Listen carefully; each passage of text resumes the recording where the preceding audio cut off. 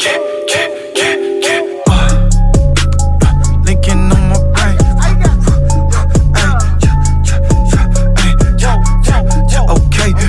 Okay, okay.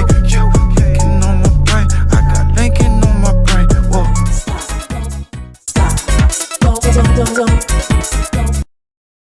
Chapter 125.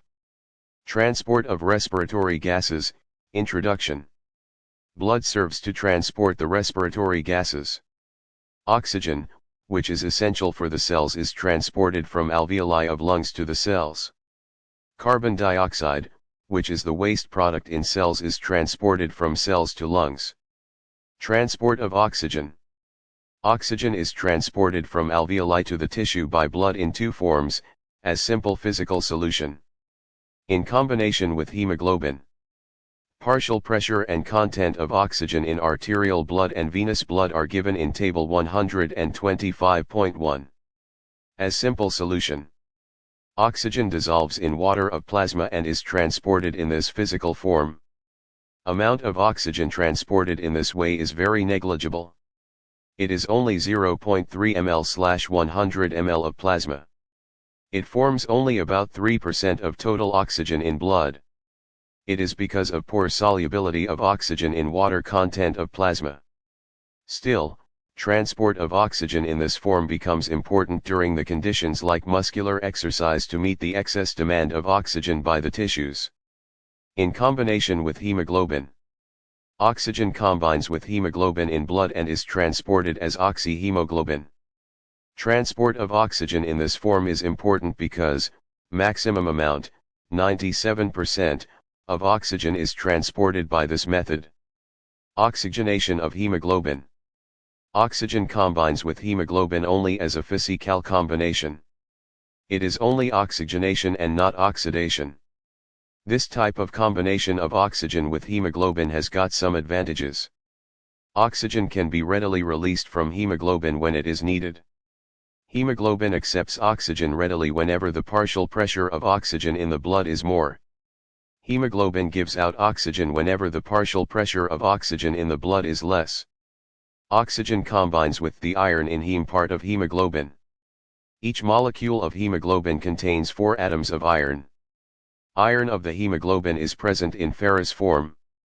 Each iron atom combines with 1 molecule of oxygen.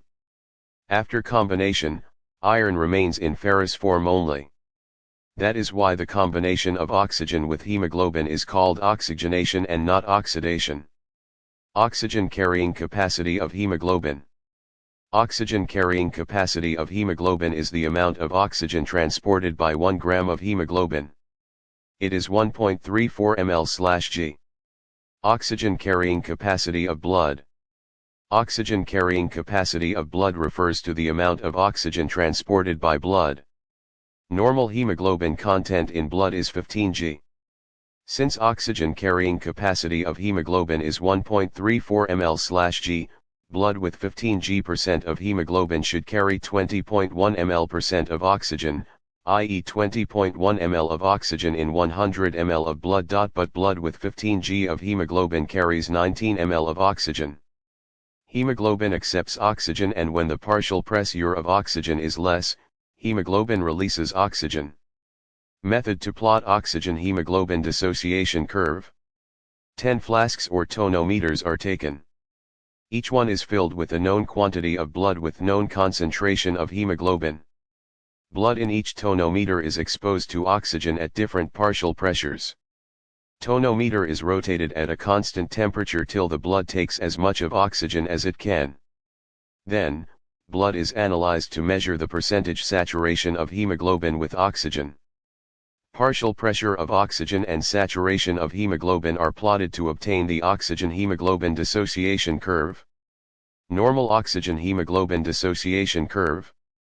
Under normal conditions, oxygen-hemoglobin dissociation curve is S-shaped or sigmoid-shaped, Fig. 125.1. Lower part of the curve indicates dissociation of oxygen from hemoglobin. Upper part of the curve indicates the uptake of oxygen by hemoglobin depending upon partial pressure of oxygen. P50 is the partial pressure of oxygen at which hemoglobin saturation with oxygen is 50%. When the partial pressure of oxygen is 25 to 27 mm Hg, the hemoglobin is saturated to about 50%. That is, the blood contains 50% of oxygen. At 40 mm Hg of partial pressure of oxygen, the saturation is 75%. It becomes 95% when the partial pressure of oxygen is 100 mm Hg. Factors affecting oxygen hemoglobin dissociation curve. Oxygen hemoglobin dissociation curve is shifted to left or right by various factors. Shift to left indicates acceptance, association, of oxygen by hemoglobin. Shift to right indicates dissociation of oxygen from hemoglobin. Shift to right. Oxygen hemoglobin dissociation curve is shifted to right in the following conditions: 1. Decrease in partial pressure of oxygen. Increase in partial pressure of carbon dioxide, Boer effect. Increase in hydrogen ion concentration and decrease in pH, acidity. Increased body temperature. Excess of 2,3-diphosphoglycerate, DPG, in RBC. It is also called 2,3-biphosphoglycerate, BPG. DPG is a byproduct in Embden-Meyerhof pathway of carbohydrate metabolism. It combines with beta chains of hemoglobin. In conditions like muscular exercise and in high altitude, the DPG increases in RBC. So, the oxygen hemoglobin dissociation curve shifts to right to a great extent. Shift to left. Oxygen hemoglobin dissociation curve is shifted to left in the following conditions: in fetal blood because fetal hemoglobin has got more affinity for oxygen than the adult hemoglobin. Decrease in hydrogen ion concentration and increase in pH, alkalinity. Boer effect. Boer effect is the effect by which presence of carbon dioxide decreases the affinity of hemoglobin for oxygen. Boer effect was postulated by Christian Boer in 1904. In the tissues, due to continuous metabolic activities, the partial pressure of carbon dioxide is very high and the partial pressure of oxygen is low. Due to this pressure gradient, carbon dioxide enters the blood and oxygen is released from the blood to the tissues. Presence of carbon dioxide decreases the affinity of hemoglobin for oxygen.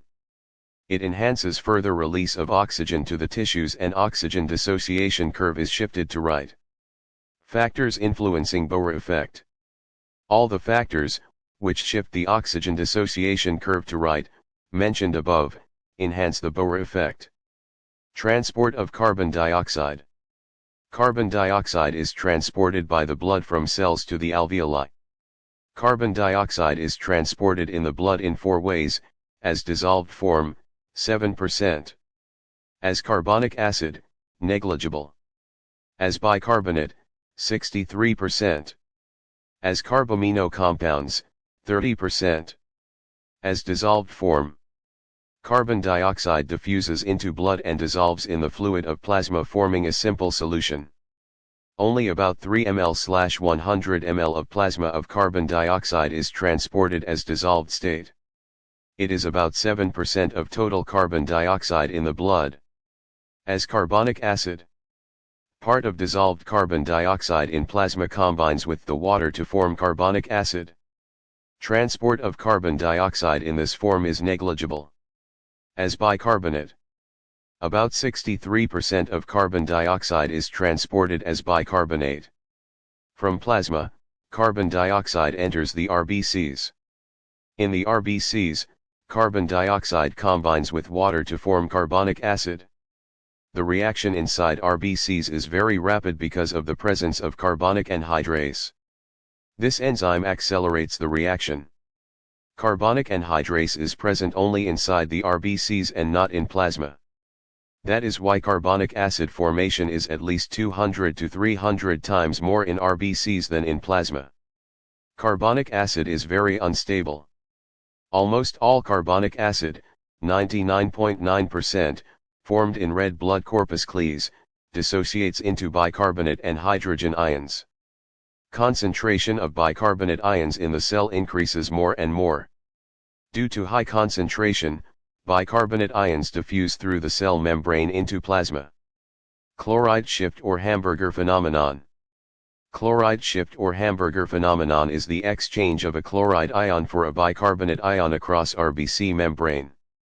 It was discovered by Hartog Jacob Hamburger in 1892. Chloride shift occurs when carbon dioxide enters the blood from tissues. In plasma, plenty of sodium chloride is present. It dissociates into sodium and chloride ions, Fig 125.2. When the negatively charged bicarbonate ions move out of RBC into the plasma, the negatively charged chloride ions move into the RBC in order to maintain the electrolyte equilibrium, ionic balance. Anion exchanger 1, band 3 protein, which acts like antiport pump in RBC membrane, is responsible for the exchange of bicarbonate ions and chloride ions. Bicarbonate ions combine with sodium ions in the plasma and form sodium bicarbonate. In this form, it is transported in the blood. Hydrogen ions dissociated from carbonic acid are buffered by hemoglobin inside the cell. Reverse chloride shift. Reverse chloride shift is the process by which chloride ions are moved back into plasma from RBC shift. It occurs in lungs. It helps in elimination of carbon dioxide from the blood. Bicarbonate is converted back into carbon dioxide, which has to be expelled out. It takes place by the following mechanism: when blood reaches the alveoli, sodium bicarbonate in plasma dissociates into sodium and bicarbonate ions. Bicarbonate ion moves into the RBC. It makes chloride ion to move out of the RBC into the plasma, where it combines with sodium and forms sodium chloride. Bicarbonate ion inside the RBC combines with hydrogen ion, forms carbonic acid, which dissociates into water and carbon dioxide. Carbon dioxide is then expelled out as carbamino compounds. About 30% of carbon dioxide is transported as carbamino compounds. Carbon dioxide is transported in blood in combination with hemoglobin and plasma proteins. Carbon dioxide combines with hemoglobin to form carbaminohemoglobin or carbemoglobin. And it combines with plasma proteins to form carbaminoproteins. Carbaminohemoglobin and carbaminoproteins are together called carbamino compounds. Carbon dioxide combines with proteins or hemoglobin with a loose bond so that carbon dioxide is easily released into alveoli, where the partial pressure of carbon dioxide is low. Thus, the combination of carbon dioxide with proteins and hemoglobin is a reversible one. Amount of carbon dioxide transported in combination with plasma proteins is very less compared to the amount transported in combination with hemoglobin. It is because the quantity of proteins in plasma is only half of the quantity of hemoglobin. Carbon dioxide dissociation curve. Carbon dioxide is transported in blood as physical solution and in combination with water, plasma proteins, and hemoglobin. The amount of carbon dioxide combining with blood depends upon the partial pressure of carbon dioxide. Carbon dioxide dissociation curve is the curve that demonstrates the relationship between the partial pressure of carbon dioxide and the quantity of carbon dioxide that combines with blood. Normal carbon dioxide dissociation curve.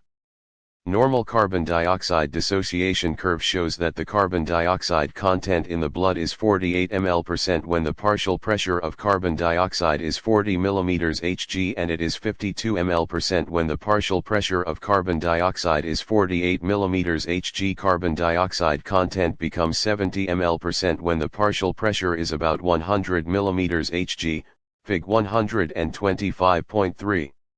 Haldane effect. Haldane effect is the effect by which combination of oxygen with hemoglobin displaces carbon dioxide from hemoglobin. It was first described by John Scott Haldane in 1860. Excess of oxygen content in blood causes shift of the carbon dioxide dissociation curve to right. Causes for Haldane effect. Due to the combination with oxygen, hemoglobin becomes strongly acidic. It causes displacement of carbon dioxide from hemoglobin in two ways. Highly acidic hemoglobin has low tendency to combine with carbon dioxide. So, carbon dioxide is displaced from blood. Because of the acidity, hydrogen ions are released in excess. Hydrogen ions bind with bicarbonate ions to form carbonic acid. Carbonic acid in turn dissociates into water and carbon dioxide. Carbon dioxide is released from blood into alveoli. Significance of Haldane effect.